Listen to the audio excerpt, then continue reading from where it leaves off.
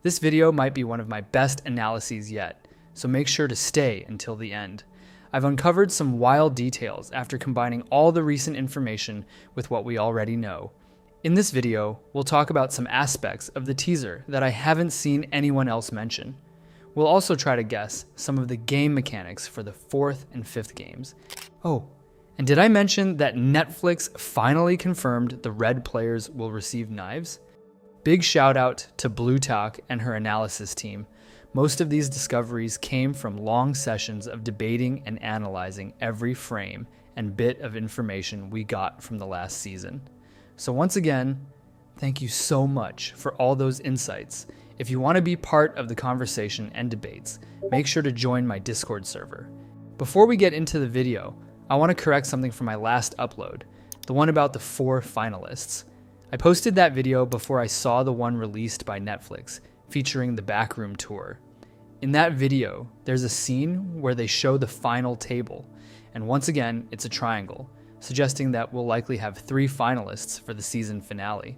As I said in that video, my initial thought was that 3 finalists made the most sense, especially because of the voting system, where a majority needs to vote O for the game to proceed. However, I speculated we might see 4 finalists, since having only 3 would feel too similar to Season 1. But apparently, the triangular table suggests that we'll be seeing 3 finalists again. One theory discussed is that 4 players could survive the 2-doll game. But the problem with that is the vote could end in a tie. 2 players would vote X and 2 O. We know from the trailer that Gi-hun is invited into the frontman's chamber for a conversation right before the 6th game. So while he's gone, the 2 who voted O could team up and eliminate the remaining X voter, ensuring a majority in the next vote. This would align perfectly with the show's theme of exposing the darkest sides of human nature. And it could also serve as a PTSD trigger for Gi-hun, reminding him of the night before the final game in Season 1, when Song-woo killed Sae-byok. Another theory suggests that Jun-hee might survive the 5th game, but die alone in the bathroom after giving birth, due to blood loss, and the baby would be taken away. This would happen before the vote, and that event could be what makes Mayun-gi vote O. Personally, I don't fully believe this theory, as I find it hard to imagine Jun-hee surviving the rope game, but I still thought it was worth sharing with you. Either way, I believe the 3 players who will make it to the finale are Gi-hun, Myun-gi, and Min-soo, based on their screen time and involvement in the story. Now, let's move on to the game mechanics of the maze game. One major finding is that the blue players apparently have different types of keys. If we look closely at the teaser photo with the shaman lady and Daeho, we can observe that the ends of the keys are different. Player 44 seems to have a round key, while player 388's key has a sharp edge.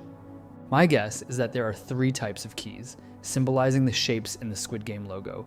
This would explain why some blue players can't open certain doors. They're using the wrong type of key. Now, regarding a new detail I'm about to bring up, maybe some of you with sharp eyes already noticed it, but I missed it in my first video. Based on the theme wall room, it appears that Jun-hee and Hyunju are in the same room. This supports our theory that the 2 of them would team up during this game, and I believe it also confirms that the player kneeling behind Hyunju in that fighting scene is Jun-hee. What I do believe will undeniably happen is that the mother and son will die looking at each other. I think the shaman lady's quote will come true in this game, and we have strong evidence to support that, based on a TikTok released by the Netflix Latino America account. In that clip, we see Geumja hugging a red player, and her expression is one of pure devastation. The only red player who could evoke that level of emotion from her is Young-sik. We've also received confirmation that most of the important red players will survive the maze game. So yes, this definitely confirms that Young-sik will die in the 4th game, and that the shaman lady's prediction will come true. They will die looking at each other. We can also spot that this happens in a theme room with a blue background. It could be the same room where we saw Jun-hee and Hyunju, or the one with Seon-yo and Min-soo. Another detail worth noting is that Geumja's hair is untied, which suggests that she used her knife, maybe to defend herself against a red player, or perhaps she saw her son being attacked and used the knife to try and save him. Sadly, it was likely too late for player 007. Either way, we now have confirmation that he will die in this game. Netflix just dropped some extraordinary information, and honestly, I think they revealed a little too much this time. I'm sorry for the low quality of the footage, but this was the best version I could find. In the new teaser, we see player 202 attacking a blue player. Judging by the way that blue player evades the attack, I'm almost certain it's Hyunju.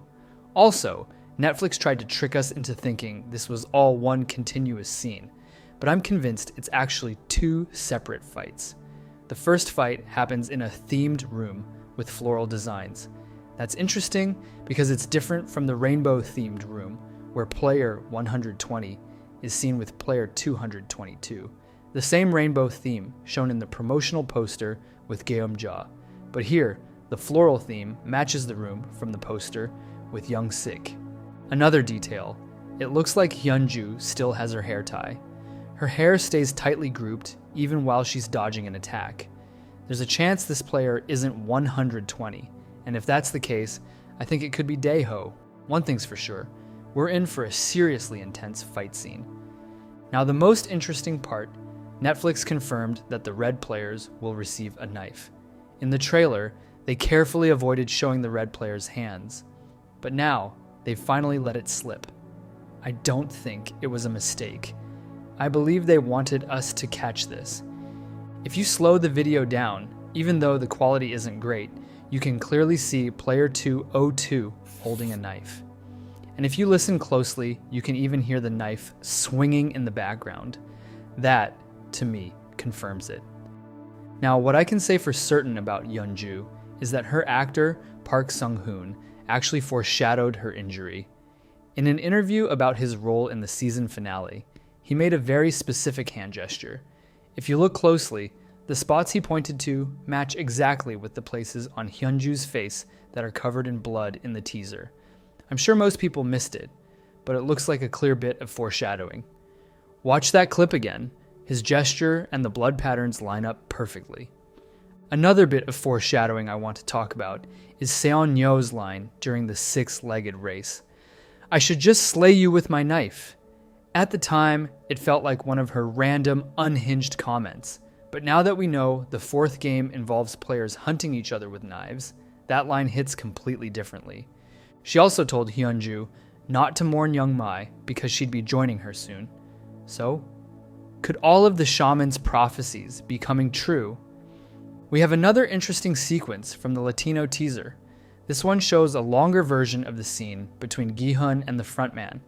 In it, In-ho tells Gi-hun, "Sit down, this is going to take a while." I think this line might support the theory that the O players could gang up on the remaining X players to secure the voting majority. Now let's move on to the fifth game. This one honestly gave me a headache trying to figure out not just the mechanics of the game, but more importantly, the order in which the players participate. I really don't think it'll be as simple as whoever wants to go, goes. I believe there will be a predetermined player number involved, similar to how they played the glass bridge in Season 1. In the newly released promotional content from Netflix, we can see that the game will be played within a time limit, and Netflix gave us a little Easter egg. 6/27 signifies the release date of Season 3, June 27th. In the same teaser, we see the frontman moving horse pieces that look very similar to the ones used in the glass bridge game. This makes me think the players will once again have to choose a number, just like in Season 1, to determine the order in which they'll play. And here's another Easter egg. The horses represent the players, tying into the ongoing symbolism used in past seasons. It directly connects to the two key conversations between the frontman and Gi-hun.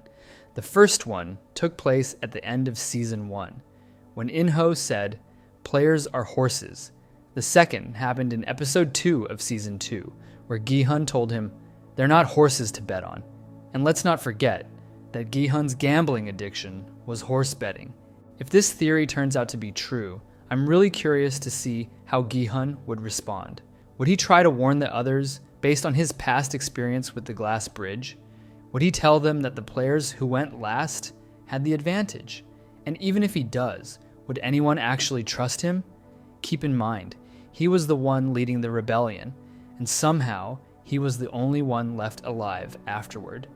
If I were one of the players, I'd definitely be suspicious of him. I wouldn't trust a word he says. So yeah, I'm very interested in seeing how this plays out. Because in this game, I actually think it might be more beneficial to go early rather than late. If players start panicking or freezing up in front of you, there's no way to pass them. That railway is way too narrow for any kind of maneuvering, and add in the moving jump rope, that's basically suicide. So I think it would be better to pick one of the earlier numbers. Personally, I think the best position would be somewhere around number 4 or 5. You don't want to be first, that's the guinea pig, but going shortly after gives you a chance to observe the mechanics and come up with a strategy. I saw a lot of people debating how the rope works, so let me clarify. The rope swings like a pendulum, left to right and right to left, just like I said in the last video. Here's the footage from the backroom tour, and if you look closely at the mechanism, you can clearly see the swinging motion. Trust me, that swing is absolutely deadly. In the Netflix TikTok, released by the Latin America account, we even get a glimpse of a player being killed by the rope. And let me tell you, it's brutal. Just look at him. But the one thing that gave me the biggest headache, and I still can't wrap my head around it, is this. Maybe you guys can help clarify it in the comments. Here's a scene showing Mayungi before the game starts, and here's another one where he's talking to Junhee. Do you notice anything different? It's his hairstyle. His face and hair look really sweaty, like he just went through something physically intense. So, could this mean he already played the game? But if that's the case, how? I thought that once you cross to the other side, you're not allowed to return. And even if you are allowed to go back, why would anyone choose to do that? So why does Mayungi look so exhausted in that scene? I'm telling you, this detail kept me up at night. So if any of you have a good theory about it, please let me know in the comments. One other possible explanation I didn't mention in the trailer breakdown is the scene where a guard threatens Gi-hun with a gun during the 5th game on Young-hee's side of the setup. Maybe after hearing the rules and realizing how deadly the game is, some players refuse to participate, so the guards are forcing them, basically telling them it's either die playing or die right there. Another possibility is that a fight broke out just before the game began, and Mayungi jumped in to protect Junhee from harm. I definitely think those two scenes, the one where Mayungi is shown sweating heavily and the one with the guard threatening Gi-hun, are connected. I haven't come across a solid theory about what exactly is going on, but I'm convinced something major happens right before that game begins. As for player order, I don't think Gi-hun will be the first to go. First, because of his past experience in Season 1, he knows going first can be risky. And second, because from a storytelling perspective, it would be too predictable and not very exciting if the first player just clears the game successfully. If Gi-hun were to go first and win, it might boost the other player's confidence and make the game seem easier. If there's another moment where players get to pick a number, I believe Gi-hun will be the last to choose again, just like he was in the 4th game. It could even be a punishment for leading the rebellion. Maybe the guards announce that before number selection begins, which would put Gi-hun in a tough spot. If he shares his knowledge of how these games work, then everyone will scramble to get the last number, and he'll be stuck going first. As for the rules of both the 4th and 5th games, I doubt they'll be overly complex. At their core, these are still children's games, and none of the Squid Game challenges so far have had complicated mechanics. So yeah, I think the 4th game is probably as simple as finding the correct door before getting caught, and the 5th game involves jumping over a swinging rope while executing basic commands like turn around, all while trying to make it across the bridge. This simplicity, mixed with deadly consequences, is what makes Squid Game so impactful. If the rules were too elaborate or could be manipulated, the emotional intensity wouldn't hit the same way. Moving on, I want to talk about something we can now connect with new information. Remember the scene where a triangle guard fights a black square in the elevator? I think we now have confirmation that the triangle guard is no Eul. In the trailer, we see her face covered in bruises, and the wall pattern matches the one in the front man's quarters. That elevator connects directly to in-host chambers, so it's likely Noelle fought and killed the black-masked guard to reach him, and that's how she ended up with those injuries. I also want to take a moment to talk more about this sequence, because I just loved the power dynamic shift it shows. We see a player walking with clear signs of struggle, who we've speculated might be Namgyu, and who voted X, wanting to leave the game. Behind him stands Min-soo, firm and composed, wearing the O badge on his chest. The irony here is incredible. Just like that, the power balance flips. One moment, you're the predator, then suddenly, you're the prey. Throughout all of Season 2, Namgyu bullied Min-soo relentlessly, and now here he is, shriveled and shaken, while Min-soo's vote essentially seals his fate. I'm almost certain Namgyu won't survive the next game. Visually and symbolically, I think this is one of the best shots I've ever seen in a TV series. It's subtle, but speaks volumes. Now, again, huge thanks to Blue Talk, who helped translate some key details for me. We all remember how Hwang Dong-hyuk mentioned that Season 3 would be the darkest one yet. He even said the sparkling light is fading this season. But do you know what else is symbolized by that sparkling light? Junhee's name. Back when Daeho asked everyone to share the meanings of their names, Junhee said hers didn't mean anything special. I think Hwang deliberately kept her name's meaning a secret, because it's actually a major foreshadowing. That sparkling light dying, it could be her. So I hate to say it to all the Junhee fans out there, but all signs seem to point to her dying in the season finale. Now about the claim that it's taboo to kill a pregnant woman in a Korean show. First of all, I don't think Hwang Dong-hyuk is bound by that convention. But even if he is, he could always have Junhee give birth before her death, maybe due to blood loss or complications. That way, she technically wouldn't die as a pregnant woman, and the controversy would be less intense. One way or another, I'm convinced she won't survive. If the baby is born, I believe it'll be taken away. And that moment could mark a major turning point for Mayungi. Remember when he said his character does something really stupid? What if he votes O, and in exchange for the prize money, demands custody of the baby? Finally, let's talk about a theory I've been thinking about ever since watching the backroom footage, especially the part where the camera cuts out and the lights are turned off when a guard passed by. I strongly believe the person filming is Junho, and we would see a similar sequence in Season 3. I believe the one filming is Junho, and we would see something similar in the finale season. He would infiltrate the base and would try to gather as much information as possible so he could prove he was right about the organization. That's why he's filming everything, sneaking through the shadows, careful not to get caught. Maybe this is how he finally reunites with his brother. Imagine, Junho reaches the control room only to be ambushed, and the front man tells him he knows it's him. "Drop the act," he says. That would be such a powerful and emotional moment. Anyway, I'll keep analyzing everything as we get more information. If you notice anything new or have fresh theories, please share them in the comments or in the server Discord. And let me know in the comments if you want me to make a separate video focused only on the last game. I actually have some info about it that I haven't talked about yet. As always, thank you for watching, and thank you for being such an awesome part of this community.